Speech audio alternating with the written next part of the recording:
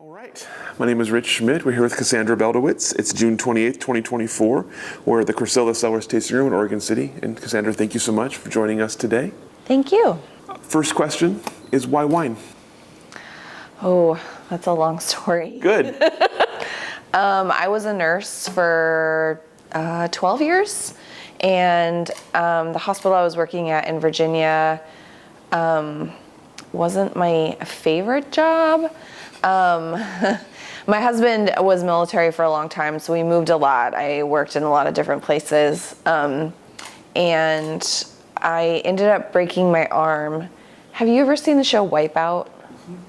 You know those 3 really big balls that are over water that people are supposed to try to jump from one to another? Well, there was this 5K obstacle course race that had like the Wipeout obstacles. And only these balls were not over water, they were over concrete. But I looked at them and was like, this doesn't look so hard. And I jumped on the first one, and instead of going up like I thought was going to happen so I could bounce onto the second one, it just kind of ping-ponged me between the first and second balls, and I landed in a heap. And long story short, I broke my arm. So I ended up being out of, it's hard, I was OB nurse, and it's hard to deliver babies with one hand. So I was out of work for like 6 weeks, and when it was getting close to going back, I was like, oh my God, I really just don't like this hospital. I don't want to go back to work. So I talked to my husband, and I ended up quitting with the idea that we were getting ready to move in a year. Whenever I moved, I would find a job at our next place. And I started taking wine classes just for fun, the WSET classes, and I fell in love with it. I became obsessed and such a geek. I was spending 4 or 5 hours at the Panera down the street just reading and drawing maps. My husband would come home, and I'd be like, do you know what a double cordon is? And so when we moved, I ended up not going back into nursing, but taking some winemaking classes. And then when we moved from there, my husband got a fellowship in Sacramento, and I got an internship at a winery in Napa, and decided nursing was no longer in my path. So I never looked back. Love that. I have not regretted that choice one single second. So Excellent. We'll come back there in just a moment and pick that up. Tell me about life before wine. Where were you born and raised, and what was your path into nursing? I was born in Vancouver, Washington, but I was raised in Sequim, Washington. Sequim. If anyone knows where that is. And I graduated from there, went to school for a little while. I thought I wanted to be a marketing major. And after taking like my 3rd accounting class, I was like, this is terrible. And I was reading a really good book at the moment, and I'm usually I take a lot of time to think things through and calculate, and for some reason it just clicked. I'm just going to enroll in some nursing classes, some pre-nursing classes. And I did. And but then I ended up joining the military to finish my nursing school. And and that's how I ended up a nurse. I started out as med-surg, but most of my career was spent in the OB area, which was great. I actually really loved OB nursing. It's I think most women remember their nurses. It's probably the most important day definitely in a woman's life. And I think that it was a real honor to be a part of that, to help a woman have a nice delivery and to be a part of their day, and to know that I'm, my name is spoken in households around the country is humbling. Mm-hmm. But I definitely think healthcare has gone a little bit in the more business direction than the care direction, and it wasn't as enjoyable. So when it came time to pivot from that, you mentioned taking WSET courses. Why WSET? What prompted you to even think about taking wine classes?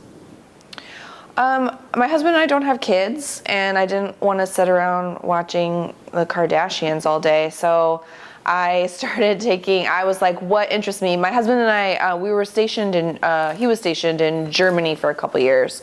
So, and wine is definitely a big part, I feel, of European culture.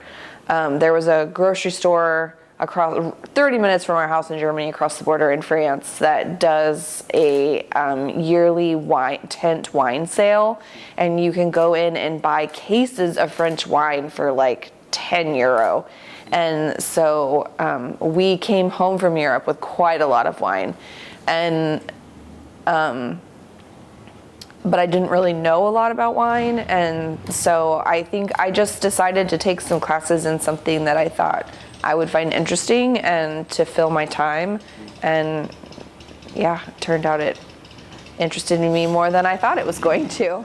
Yeah, tell me about the WSET experience. You mentioned being kind of drawn in quickly. What excited you about learning about wine? What did you find so exhilarating? You know, I think wine is very much, I think it fulfills all parts of your brain, you know, like it's a lot of science, but it's also a lot of creativity and art. The combo of that is really interesting and makes it really fulfilling. I think, at first I think it was just the idea of learning something new and it being tangible, you know, like I started with WSET 2, and you're in these classes and you're smelling and drinking these wines and you're learning the vocabulary. And wine drinking is something a lot of people do just every day, you know? So I think the idea of learning to drink wine in a more intentional way, and then going to dinner that night, you know, and ordering some wine and being able to recognize, you know, yesterday in class I learned that this smell that I'm smelling is, you know, passion fruit, and then you order a glass of wine out and you can recognize that, and it's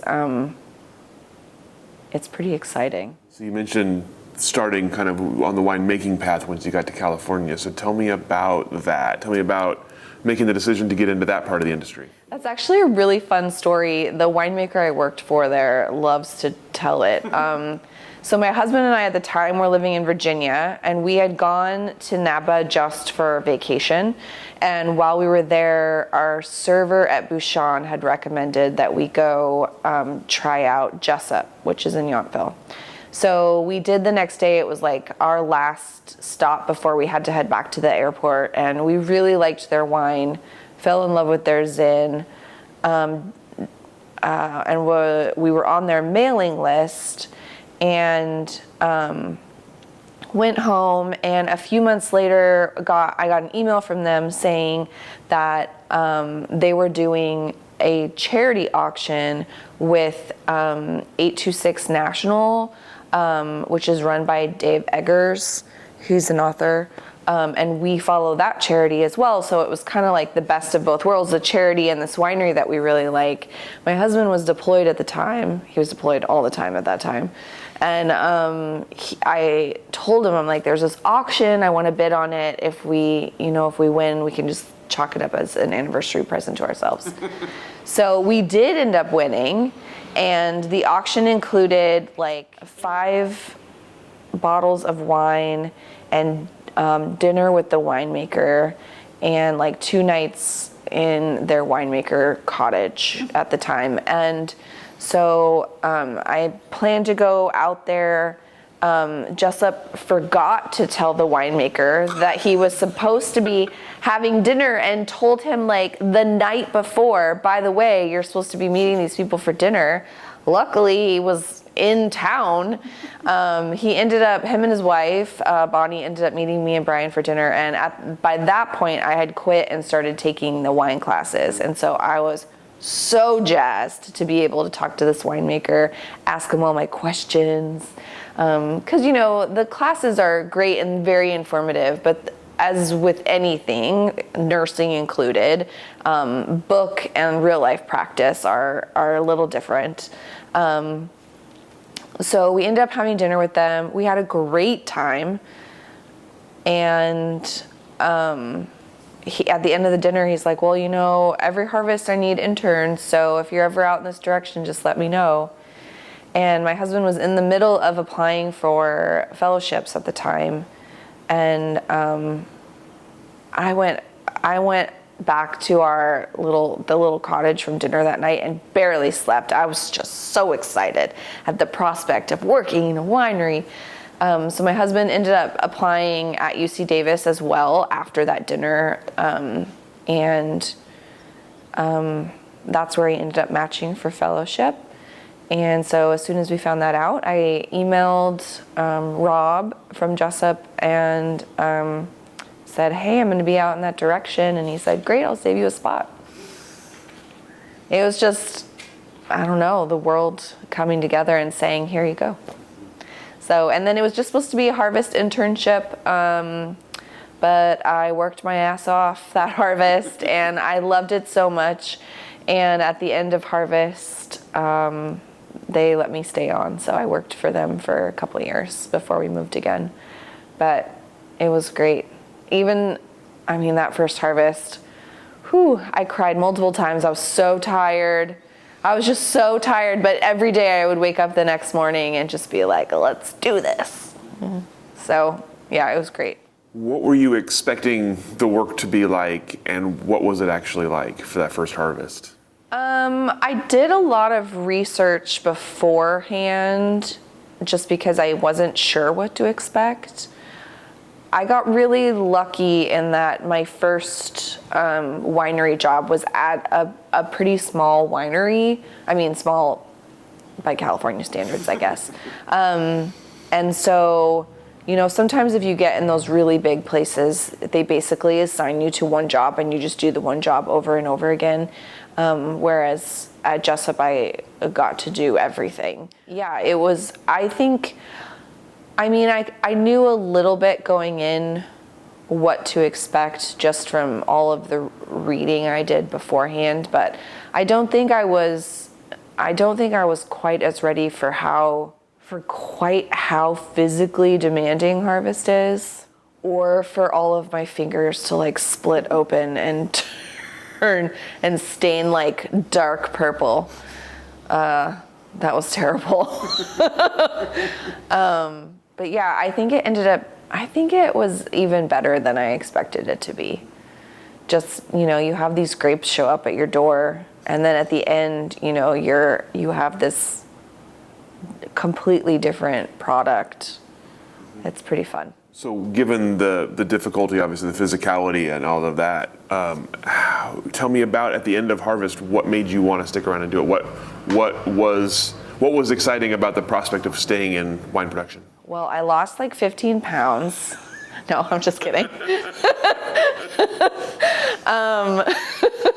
No, I think it's what I just said. I think the idea of starting with one product and then, you follow it through and you go to the tasting room and there are these people who are drinking something that was made months ago or even years ago, and then they buy it and they take it home and it becomes part of their lives. It's kind of like delivering a baby, but in a different way, right? I really love the actual physicality of making the wine, your hands are in it, it's something you're putting a part of yourself into that becomes part of someone's Tuesday night pizza dinner or their wedding anniversary dinner or something like that. And I think that that's really lovely. Or, now in this tasting room, it becomes a part of being able to catch up with a friend over a glass of wine that you might not have seen for a while.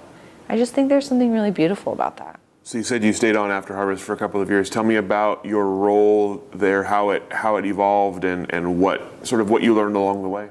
Oh, I learned so many things. Well, along with just winemaking, I learned a lot about the type of leader I would want to be later on down the road. Your team makes such a huge difference in, how things are going. And, I started out as the harvest intern who didn't know anything. I was also the only woman as part of that team. So I definitely felt like I needed to work harder than everyone else just to prove that I wasn't the liability.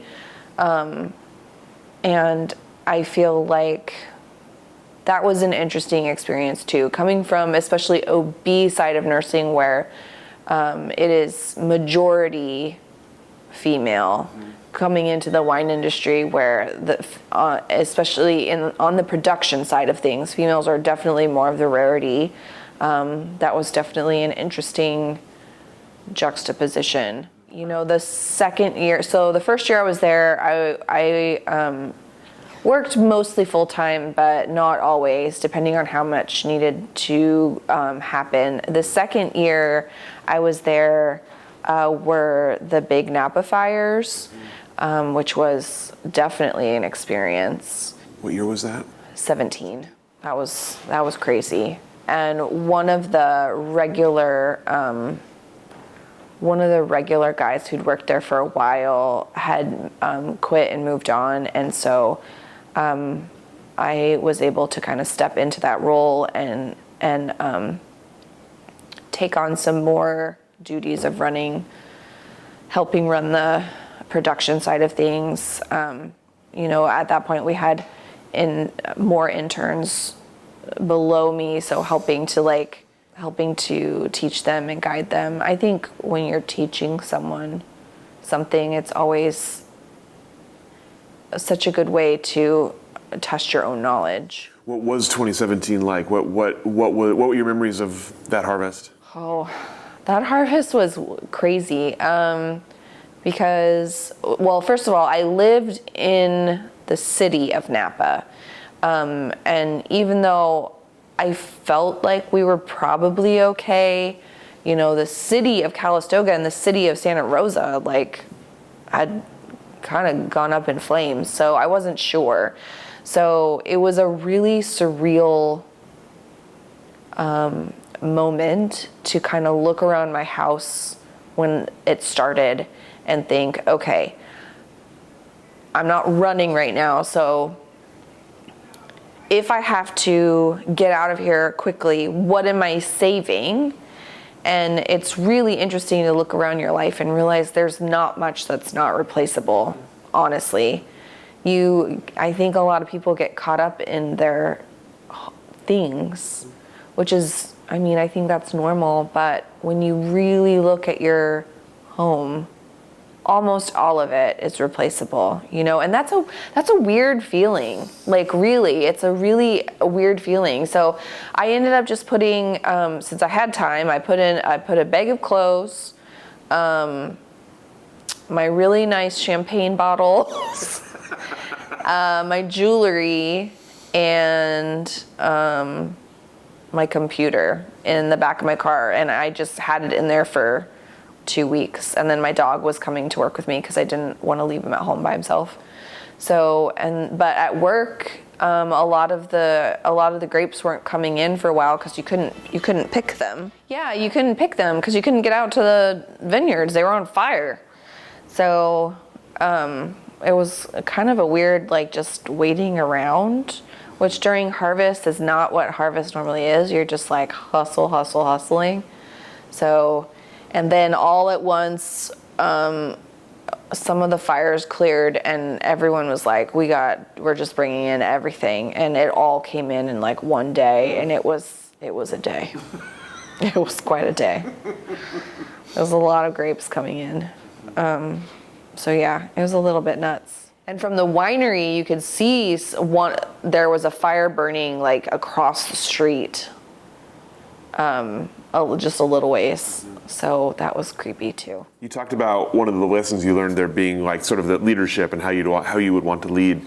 At what point did the idea of doing wine for yourself start to become something you were thinking about? Probably towards the end of my time there. So the second year I was there, no, the first year I was there, my winemaker actually let me take some juice and make my own wine, and I made a rosé, and it was really good, and I was really proud of it. It turned out really nicely. And so the next year in 2017, I asked him if I could make a little. It was like a keg of wine. It was not very much. The next year I asked him if I could make some more rosé. And he said yes, and then he came back to me like a day later and said, your rosé last year was really good. Why don't you just make the rosé for the company? Which felt like such a huge opportunity, and I was so excited about it. So I got to make all the decisions for this rosé, and it turned out great.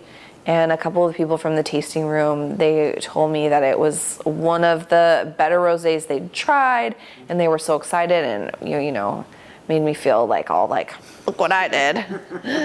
So, yeah, it turned out really well, and I was like, maybe I could do this, even though rosé is probably one of the easier wines to make. But yeah, I enjoyed going to the tasting room and seeing people drink something that I had made and I had put together for other people to enjoy.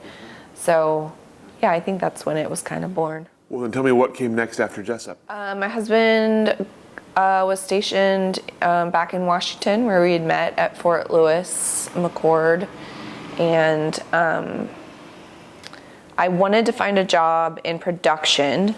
When we first moved, I was having a hard time finding a job in production on the west side of Washington.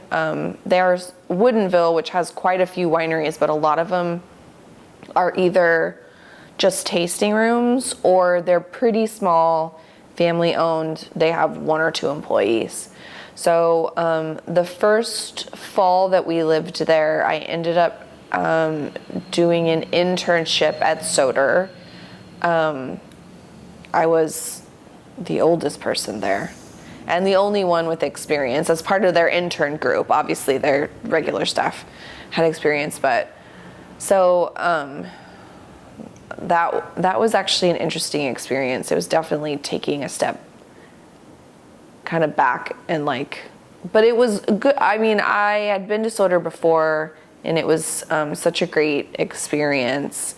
And Jessup is definitely a much more conventional winemaking. Soder is not. They do a lot of biodynamic, organic, and also natural winemaking methods, which I had not done before. Plus, they mostly make Pinot and Chardonnay, and they also make sparkling, which I had not made a sparkling before, and I love sparkling wine, so I was excited to kind of learn those processes. So I worked harvest there, and then I went back home and ended up getting a job in a tasting room, which is not what I wanted, but I was like, I just need to get my foot back in the wine industry around here, and maybe once I'm in it, I can keep my ear to the ground and find something in production. And so I got a tasting room job at Corcilla Cellars in Woodinville, and this was in February of 2020. At the same time I was interviewing for the tasting room job, their assistant winemaker, who's really the winemaker, Eric, also interviewed me because the tasting room manager who was interviewing me saw that I had a lot of production. She's like, maybe you'll want to work harvest as well. So he also interviewed me that day, and he was like, this is great. We'll just save a spot for you for harvest. But then their cellar worker ended up quitting like 2 weeks later. So I ended up moving into the cellar position much sooner than I anticipated.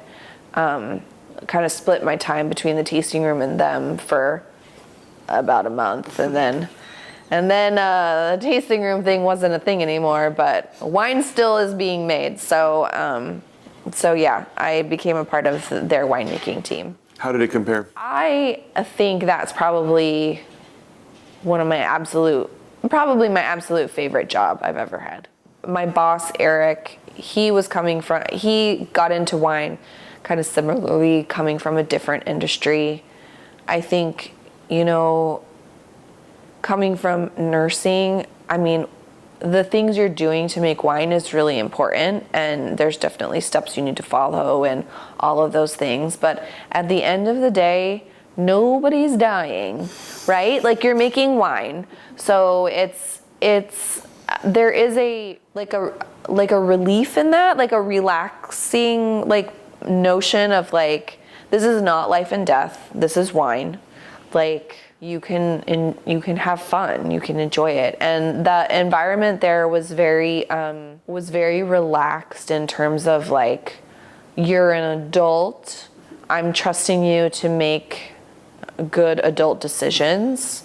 I'm trusting, like, I asked him what time I needed to be there for work, and he's like, oh, we usually show up around 8:30, 9 o'clock. Like, everywhere else had very set times you showed up. Like, his leadership was it was so lovely, because it was just the expectation, you're an adult, and I'm assuming that like you're going to get to work somewhat on time, and if something is happening in the morning that you need to get there a few minutes later, or whatever, then that's fine, because that's life. Like, this is, even during everywhere else I've worked during harvest is it's the busiest time, right? Like, you don't take vacation, you are working harvest. But Eric was, obviously you don't take vacation during harvest, but he was very much like, yeah, this is a busy time, but also life is life. Like, if your best friend decides to get married in September, you can't, be like, well, it's harvest, you need to not get married in September, so, which is such a breath of fresh air, so, I think I learned the most from him in terms of learning how to lead other people and the type of business I wanted to run, and how to treat the people that are working for me. They're also a conventional winery, but they definitely do things differently than Jessup did. So it's been great to work in 3 different places for 3 different people and have 3 very different experiences. I feel like I've been able to come away from that taking what I think is what makes the most sense to me, and what ends up as the style of wine that I want to make, and I've been able to kind of piece it together, which has been really nice. What was the experience like with the pandemic as you were starting to work in the cellar? Obviously, you mentioned the wine still gets made. How did it change, if it changed, your approach or your experience? Yeah, my day-to-day at work didn't really change much, because, we still had wine that needed to be topped up in barrel. There's still wine that needs to be bottled. There's still all of those things. It was interesting. My husband's a surgeon, and all of the elective surgeries during that time were canceled. So even though he was an active duty military surgeon, like a healthcare worker, I was working way more than he was during COVID, which was weird. It was really weird. Patterson is small too, so it was really just me, Jim, who was the cellar master, and Eric. It was pretty much just the 3 of us in the cellar, day in and day out, and we were all being careful outside of work, so it was nice. Like, we all had the same attitude towards COVID, so I feel like it was nice to be able to come to work and feel comfortable knowing that the people you were going to be working closely with weren't acting like idiots. You mentioned, obviously, your own healthcare background, your husband's healthcare background. Tell me about, in that time, did you miss being in healthcare? Did you feel like... Oh God, no. Oh no. I was so grateful to not be in healthcare, actually, because, my friends were, I have a couple girlfriends. We all work together in Germany, and we've stayed really close. And they were still working in OB, having to try to save masks that they're using over and over again because they were short, and having to get all gowned up with the N90, and wearing those N95 masks all day long is brutal, so brutal. So I was so glad I didn't have to do it. So glad. And then also, it was such a scary time for these moms coming in to have their babies who, for a little while, they weren't even, some hospitals, the policy was they weren't even allowed to have their husband in there. So to have a baby completely by yourself is so terrifying, so I was okay. I was okay not having to do that. I did very briefly look up, because my nursing license was, I had kept it, but it was inactive. And to make it active, I would have had to take a bunch of classes, because the nurses traveling at that time were making bank. I was like, I guess I could do this for I don't know, a month or two. Then I was like, why would I do that to myself? I don't want to do that. So I didn't. And I just made wine, and it was great. It was so much better. And my commute to work was great because no one else was on the road. Those were the days. Yeah, those were the days. How long did you stay at Patterson, and what came next? Well, my plan was to stay at Patterson for a few years. My husband was gonna, we got stationed at JBLM fall of 2018. And he was going to stay, his plan was to do 20 years, which would have been last summer. So our plan was to just be there for 5 years. But after two, he was like, I want to get out, I'm done. So he got out at 17 years and went into the reserves.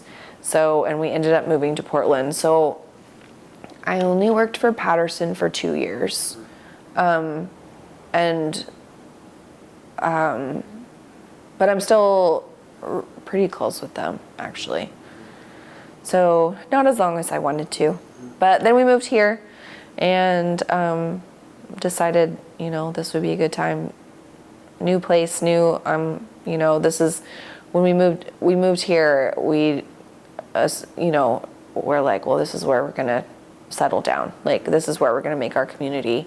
So seemed like a good time to go out on my own, since we weren't going to be moving anymore. So going out on your own, that entails a lot. So tell me about that. Start kind of from the idea of doing it to the actual doing it. Tell me about coming up with a plan and a name and a location and all of those things. All of those things. That's the name was really hard. It's really hard to come up with a winery name. So many of them are taken. I had started with, my name Cassandra comes from, she's in Greek mythology. There was this god who was in love with her, gave her the gift of telling the future. But she didn't love him back, so he cursed his gift so no one would believe her. She's the one who warned them about the Trojan horse. They didn't believe her. They all got killed. La la la. So my first name was Truth Teller, which was ended up being taken. And then I came up with the idea of nonfiction. kind of a play on like truth telling. And my husband and I are both pretty avid readers, and I was really excited about that name. I had like visions of what I could do with the label. But there was a winery who has a wine called Fiction, and it was too similar, so I couldn't do that one. So then on a camping trip, my husband and I were with a couple of their friends, and we were just sitting around spitballing ideas. And my husband's actually the one who found the word Corcilla. It's Latin. It means the heart is the seat of intelligence. So, and I really loved it. So that's how we came up with the name. As far as starting the business, I had taken, so when I was in Napa, I took through Washington State their certificate programs for both enology and viticulture. And then when I was working at Patterson, and I knew we were going to be moving, so I knew like the idea of me going out on my own was closer than it had been before. I took through Washington State the wine business certificate program, which was all of their certificate programs were great. But so that was helpful, and I think it was helpful to take those classes just so to point out really the parts that I knew I didn't know. So to outsource those things. So I found a lawyer and I found a bookkeeper, because those are just not my strong suits. And then I found a place to make wine, which is the ideal situation, because all of that stuff you need to make wine is so expensive.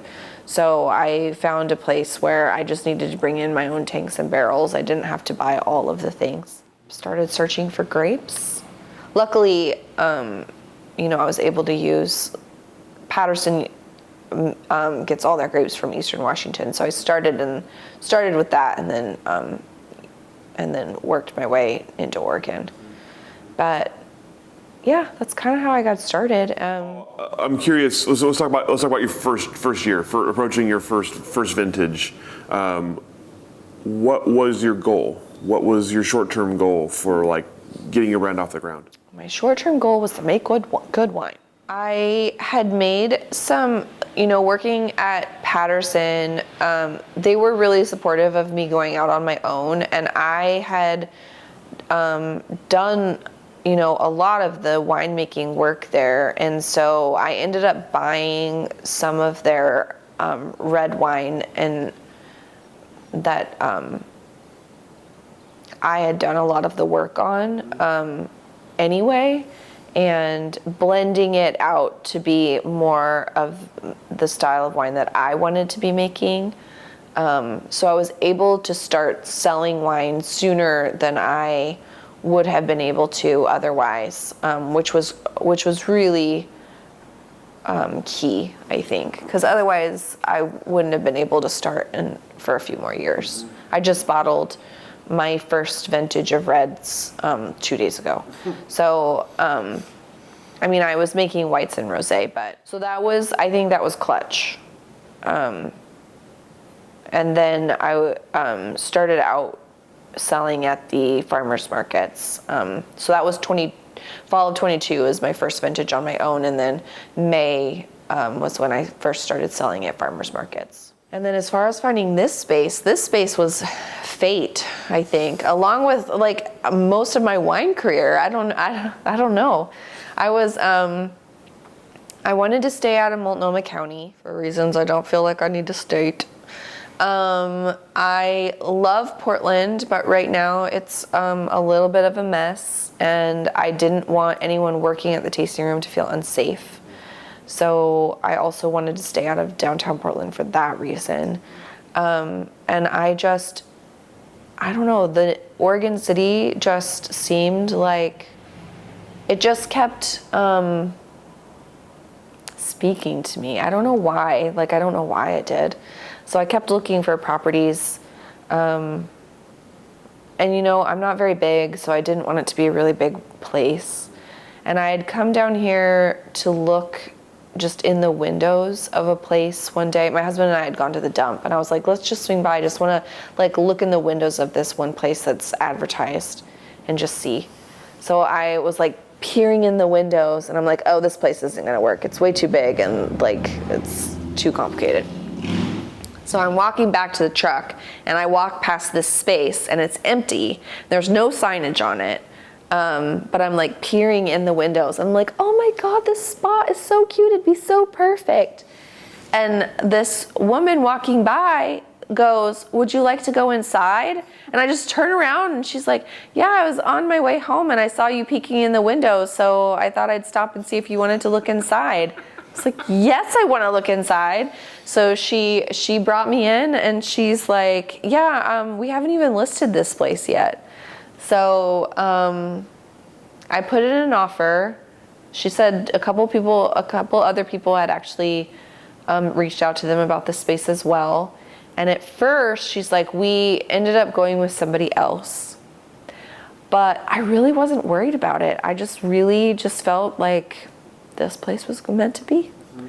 And I was just like, you know what? I feel like the universe is going to give me the place I am meant to be at. So, and then a couple weeks later, she said their application fell through, and did I want to go forward? And I said yes. And then here we are. We did a lot of work in here. This place used to be a barber shop. There was hair everywhere, everywhere. So, but we did a lot. We refinished the floors. This building is over 100 years old. It was built in like 1900. So there's a lot of history in here. It used to be 2 stories, but the second floor had a fire. And so instead of rebuilding it, they bumped the ceiling up. So, and the floors are original. So these are really old floors. And this brick is original. So yeah, we refinished the floors. I had the bar built. We painted, redid those little window pop outs.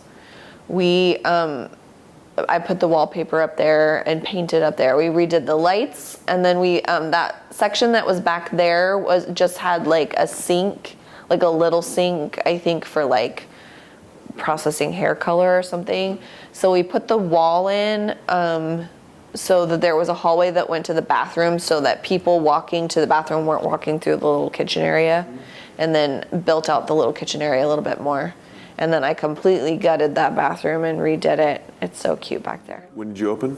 December. Wow. Yeah, and we did all of this work, almost all of it ourselves, and really quickly. And it was, I signed my lease the middle of October, which, as you know, is also the middle of harvest. So there were a few weeks. It was rough. I was waking up at like 6 a.m, going to the winery, doing my punch downs, coming here, working for a few hours, getting stuff done, going back to the winery, doing more punch downs, coming back here until like 11 o'clock at night, and then going home, going to bed, and doing it all over again.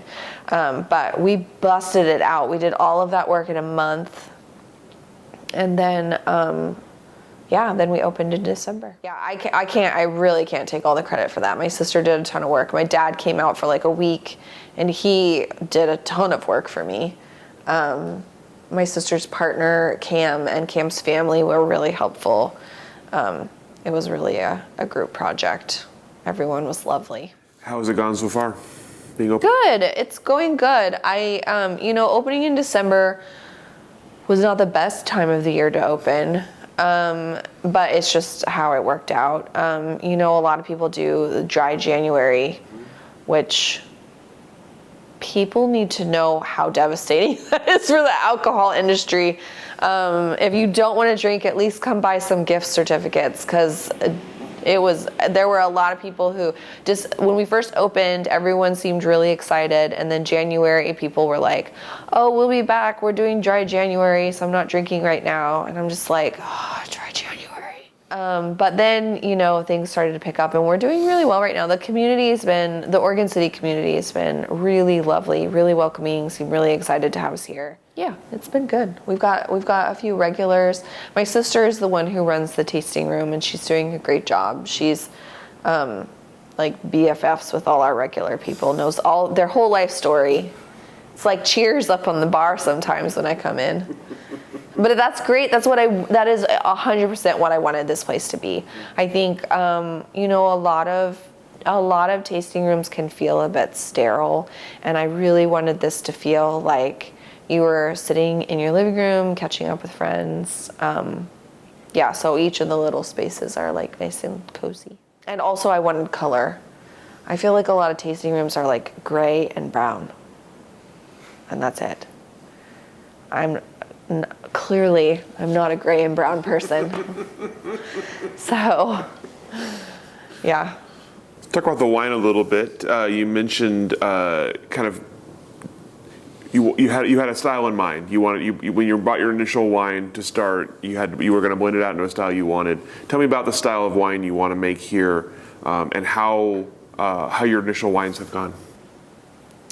I really like my wines. I know I'm biased, but I think they turned out really good. So I personally prefer white wines that are like crisp and refreshing. I don't like to drink white wines that are oaked, in general. So that is what I make. Because at the end of the day, if this all goes down in flames, I got to be able to drink what I've made. And then red wines, I like the red wines that are a little more, what is the right word? I guess people use the word like feminine and masculine, which I'm not really sure fits it, but a little not so big, you know. Napa cabs are great and definitely have their place, but it's really difficult to just sit and drink a glass of Napa Cab by itself without having some sort of food. So I think my red wines kind of span the gamut of like lighter to bigger, but I think they're definitely a little more, what is the word I want? Definitely a little more... like delicate? Maybe, yeah. So I have a Grenache that's on the lighter end. I don't make Pinot. That was a very purposeful choice. I feel like there's a lot of Pinot in Oregon. It's great. I like Pinot.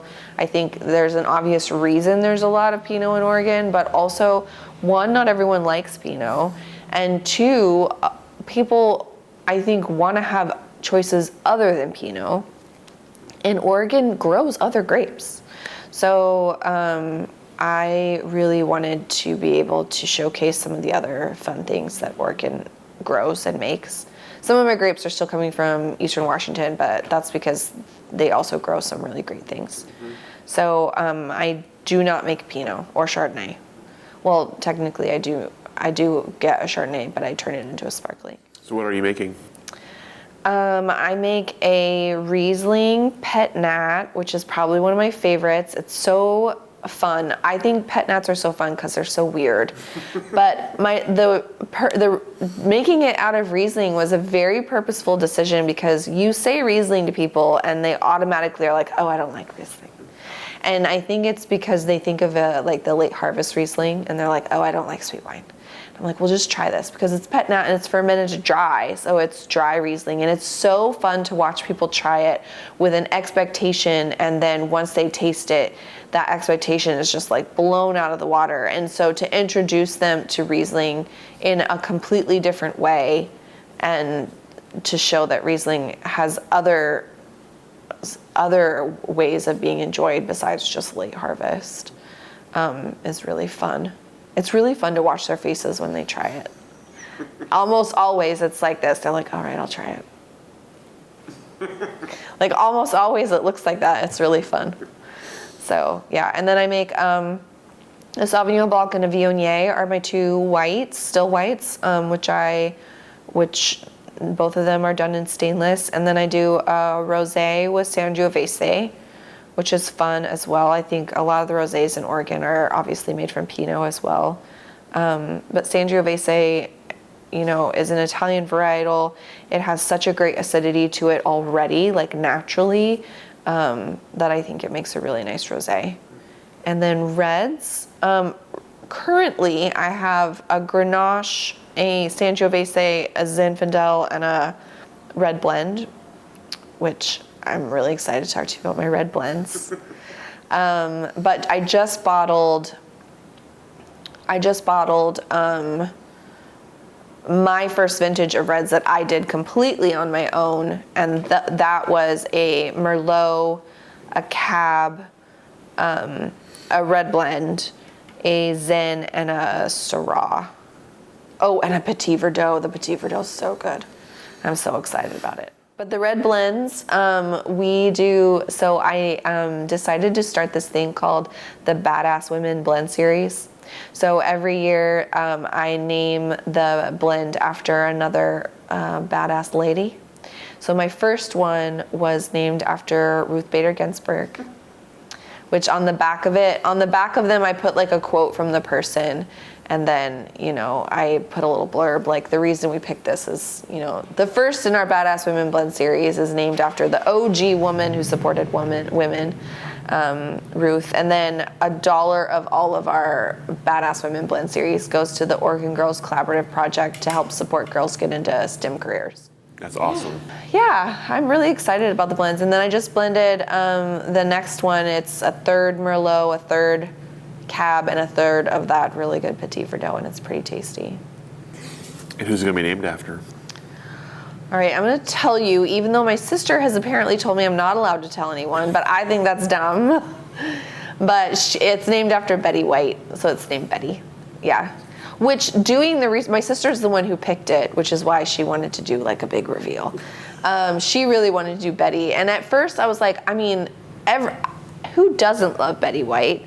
But also, like, I was like, what did she really do besides be funny on TV? And then I did some research on her. She was a badass. She did a lot of great things. She was the first woman to star in, like, a nationally syndicated show that was, like, had a female, like, primary character. She was the first woman to produce a TV show. And she was doing awesome things. What's awesome is that I had a hard time picking who was going to be, because there are so many women to choose from. I'm going to need to make these blends for a long time to get through my list, which is great. So tell me about, you mentioned kind of a lighter style of some of these big red wines. What is next? What have you not made that you want to make? What is sort of on your horizon in terms of either wine grapes or wine styles that you want to make? Well, I made a champagne style wine last year, which has been laying down and in storage. I haven't even tried it. I have no idea what's happening in there. I'm really hoping it turns out good. But I've not really made, like, from start to finish, like, a traditional sparkling wine before. At Soder, I got to see where it starts, but not all the way through to the finish. Mm-hmm. So I'm excited to see how it turns out. Patterson makes a sparkling wine too, so that was definitely helpful in, like, some of my figuring out what I wanted to do, so we'll see. And I love the weird varietals, I really do. So I'm always interested when I can, like, find them. This year, I found some Petite Syrah that I'm going to be able to get a couple tons of, and I'm really excited about that because that's not a grape that you see a lot in Oregon. Well, you don't see it a lot in general, but you definitely don't see it in Oregon very much, and Petite Syrah is so fun. Mm-hmm. So I'm interested in just, kind of making anything not in people's everyday repertoire and, like, introducing them to other varietals that they wouldn't necessarily know that they actually will love. Mm-hmm. You had mentioned earlier kind of leadership. Tell me about, now that you have a brand, building a team, having people to help you. How has that gone so far? It's gone really well. So obviously, I said my sister runs the tasting room, so that is both a blessing and a curse. But no, she's doing a great job. So yeah, that's a little bit, I'm not sure I can, that's a little bit different because she's my sister, you know, she's my little sister too. So there's already like a bossiness already built in. But I just hired another woman who is doing a great job, and she had come into the tasting room and was really excited about, you know, what we were doing here, that we're women owned and operated, and had sent me her resume. She had done some harvests a long time ago, but then stepped out of the workforce when she had kids, and her youngest just turned, I think she said 13. So she was ready to step back into the workforce.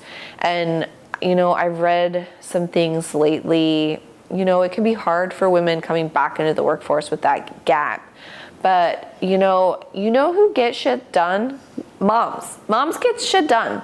So I feel like I was really excited to hire her because I thought she was going to do a great job. I was looking for someone who was going to be pretty self-sufficient. She's running my markets right now, the farmers markets. And then occasionally helping out in the tasting room or filling in the tasting room when Aaron and I can't be here. So I really wanted someone who was pretty self-sufficient, who I didn't need to be on top of them all the time. Mostly because I don't want to be. I'm not a mom, and I'm not looking to be one, especially not to an adult. So yeah. And she has done a great job. First of all, she's super excited about Corcilla in general, like so excited. Sometimes I don't understand why she's so excited, but I love it. And she's just like such a champion of the brand. And yeah, like I've not needed to check up on her. Like she's running things on her own, and it's great. So yeah, it's been really good. I mean, I know. And that is what I'm looking for, and I feel like I'm a pretty good judge of character, and I feel like,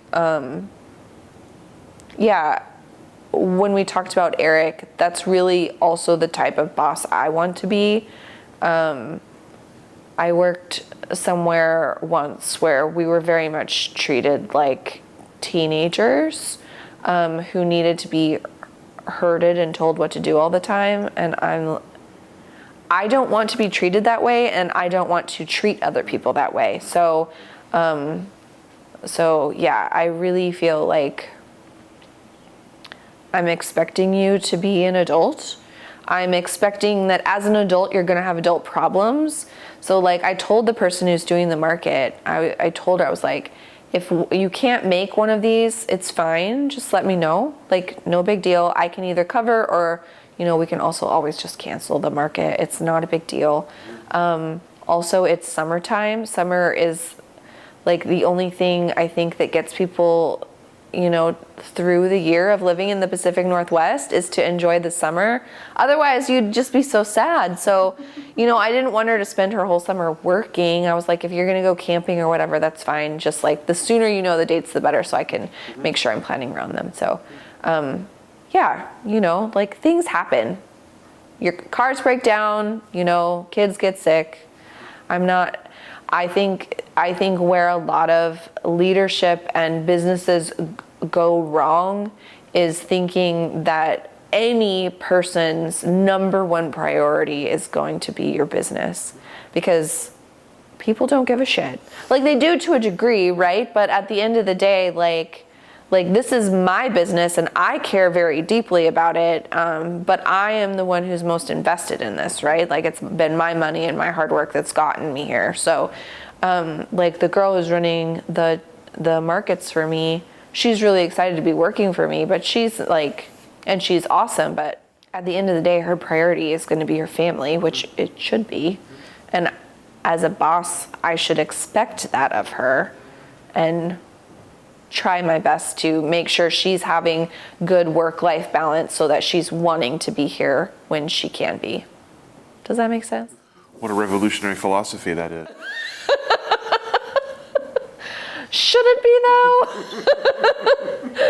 I think I really saw that coming out of COVID. I was hoping that more companies would also notice that, because I think a lot of people kind of had that revelation in COVID, like, oh, like maybe I actually want to be spending more time with the people who are important to me and less with my bosses who, the second I died, would be listing my job for like to be fulfilled the next day, you know, like, so there definitely needs to be some balance. Tell me a little bit about your future plans for growth and for the space. Do you have an ideal size in mind, and do you have further thoughts for what you'd like to do with the space? Well, I definitely think we'll be in this space for a while. I put a lot of work into this space and I love it. I would love to eventually grow large enough that I would need a second space. I was really hoping to find a space with some outdoor seating this first time around, which didn't work out, which is fine. But I think next time, hopefully by the time I grow large enough that I need a second space, I might actually have my own winery space, and then I could have do some tasting room stuff there and maybe have some outdoor space, which would be lovely. That would be my goal. But for right now, I'm moving out of the winery space I've been in for the last couple of years here in Portland to a new space that's in Milwaukee, which is going to be, I'm really excited about it. First of all, I live in Happy Valley, and the tasting room obviously is here, so in Oregon City, so I feel like it's way more convenient. The other place is in like Portland proper. So getting back and forth sometimes, especially, you know, during harvest, it's often during commute hours, can be a pain in the butt. And this new one, they're still growing, so they've got a huge space. So plenty of room for me to continue to grow, which I'm really excited about. So yeah. And then I'd like to start being able to host some more events here. I'm really excited about starting to do some classes here for like the everyday wine buyer. I think sometimes wine is so unapproachable for people, and they get nervous, like at restaurants or wine shops, you know, they don't know what to pick. And I want to host some classes on like what to look for at a restaurant, in a restaurant menu, or if you're at the grocery store looking for a bottle of wine, like what to look for so it doesn't feel so overwhelming. And then also just like a really basic level like tasting class, I think would be really fun to do here as well. And then also some more fun events like paint nights. And I met this woman, La Femme Fromage, I think is the name of her company. She'll come and she'll just make cheese plates if you want her to, but she'll also do classes on like how to make a cheese board. And she has really good cheese. So good. She's great. So yeah. And I really love a themed party. So yeah, I'm looking forward. The first couple of months has mostly been, you know, us getting our feet under us and figuring out our rhythm and figuring out like where we can go and what our limitations are. I really think we're starting to figure out our flow, and I'm really excited about being able to expand a little bit more on the fun things that I've really been wanting to do and to teach people. I'm going to zoom out a little bit and talk about the Oregon wine industry for a moment. I'm curious about your knowledge or impressions of Oregon wine before you got here. Did you know much about Oregon wine, and what did you think about it? I did because, well, I mean, to a degree. After doing the WSET classes, I was really excited to come out here and just taste. You know, you hear a lot about the Oregon, the Willamette Valley in general being at the same latitude as Burgundy in France, and how it's so great. And I came out here with a friend one summer, and it was so beautiful. I mean, I'm from Washington, so I know what the summers are in the Pacific Northwest, but it was just, we had such a perfect couple days here, and it was so great. But And also I'd done a little bit of research, and it seemed like there were more women in production in Oregon than elsewhere, actually, which I thought was pretty great. In the United States, only like 10% of women are winemakers, and even less of those own their own winery. But it seemed like Oregon, they're still well below 50%, but more than the national average. So I was excited about the idea of there being a larger female network of production and winemaking to be a part of that. What have you seen in the Oregon wine industry since you've been here, and what do you think might come next? I'm really hoping the wine industry shifts a little bit towards, I think in general, the wine industry's been a little bit slow to catch up with the times. I think that you have a generation of people coming up who don't have as much expendable cash, aren't as much into drinking, and are definitely not, and are looking for more places to hang out with their friends.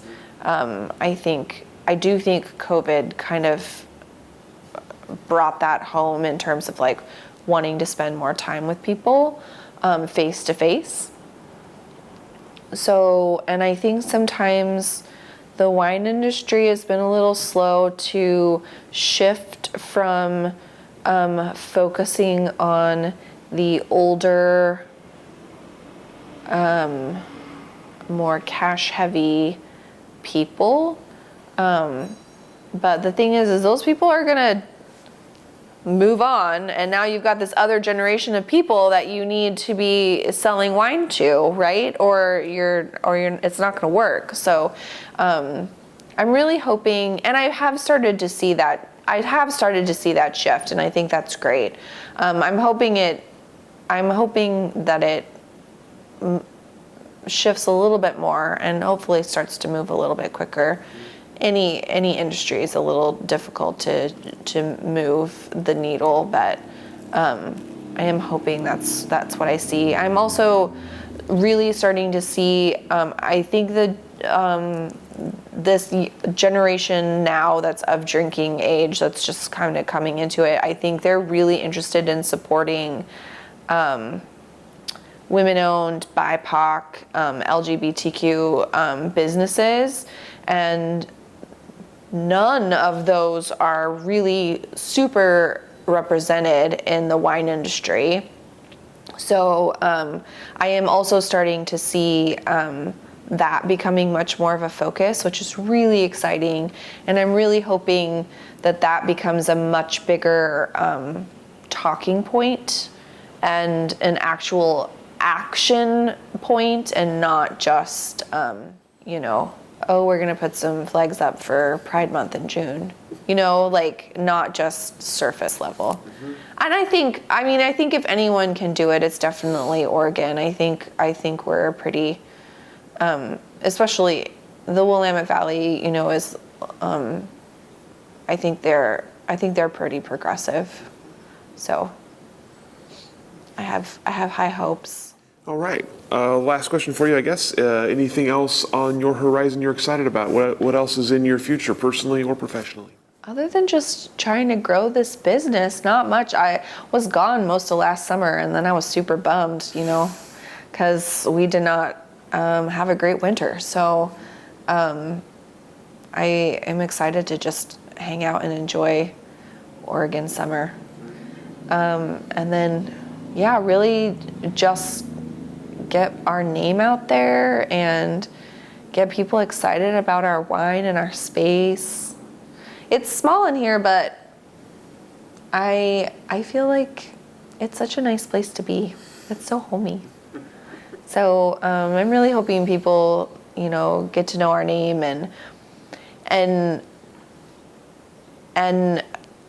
in their minds make that connection of like, these people are really cool people who are pretty chill. They're not, like I think I make really good wine, and I think it definitely stands up to special occasion worthy. But also, I don't think that wine needs to be taken so seriously that you can only drink it for special occasions. So I'm really hoping that eventually our brand and our just what we're trying to put out to the people is that you can come in and get some wine for your Tuesday tacos or your leftover casserole if you want, but it's also going to be great with whatever special occasion. And we're never going to make you feel dumb, and we're not like, if you want to know all of the nitty gritty about this wine, we know all the information, and I can geek out and talk to you about all of the things. But if you want to come in and you just want to talk with your friends and find out, about her latest breakup, then we will be happy to pour you wine, just give you a quick little spiel and leave you alone. So yeah, excited for this harvest in my new space. That's awesome. Congratulations. Thanks. Congratulations on getting this place open as well. Thank you. Been a lot going on for you this year. That's amazing. Yeah, it has been. Maybe every year. Maybe it's just every year now. I feel like owning a business, I have discovered, is way more emails than I anticipated. It's a lot of emails. You didn't get into winemaking so you could do a bunch of emails? My boss did tell me, he's like, are you sure you want to do this? I'm like, yeah, it's going to be great. My plan is to stay. I love making wine. And I think there are wineries that get to a certain point where they get so big that like your job literally is just sending emails, and they have to outsource the actual winemaking part, which is the part that is fun, right? So my goal is to grow large enough that I'm self-sustaining and maybe actually able to pay myself, but not so big that I'm not the one doing the winemaking, because that's the part I actually really love. So fantastic. That's my goal. All the questions I have for you. Anything I didn't ask that I should have? Anything we didn't talk about that you'd like to talk about? I don't think so. I really just want to see more women on this side of things and the production side of things. I think especially right now, there's a lot happening politically in our country that feels very divisive between the genders. And it doesn't need to be. It doesn't need to be. And it's just really important to me to be supporting other women find their way in this industry. I think there's a wrong idea that women are other women's worst enemy. And there may have been a time when that was true, but I don't think that's true anymore. I think a lot of women are really excited about helping other women rise up and get to where they want to be. I see that much more than I see the opposite happening. So, well, on that note, tell me about what you've seen in Oregon wine production from a women's perspective. What has been the supportive network you were hoping for, and what comes next? What is your role in growing that? Yeah, I think the women have been really really supportive. I'm a little bit of an outlier out here. I'm working on trying to do some more networking, but most of the winemaking that happens in Oregon happens in the valley. And I think that there's a lot of support that happens out there, but there's not a lot there's nothing in downtown Oregon City besides me, and this new winery that I'm joining has quite a few smaller wineries, and quite a few of them are actually run by women. So I'm really excited to get to know them, and hopefully kind of maybe build something that helps champion other women coming in. That would be my goal. Yeah. But in general, I feel like other women that I've met have also been really great and really excited. I think I think we all know that there needs to be more of us on this side of things, and we're happy to help other people. So thank you so much. Yeah. Appreciate your time. Appreciate you telling us your story, sharing your beautiful space with us. Thank you. And we'll go ahead and let you off the hook. All right. Thank you.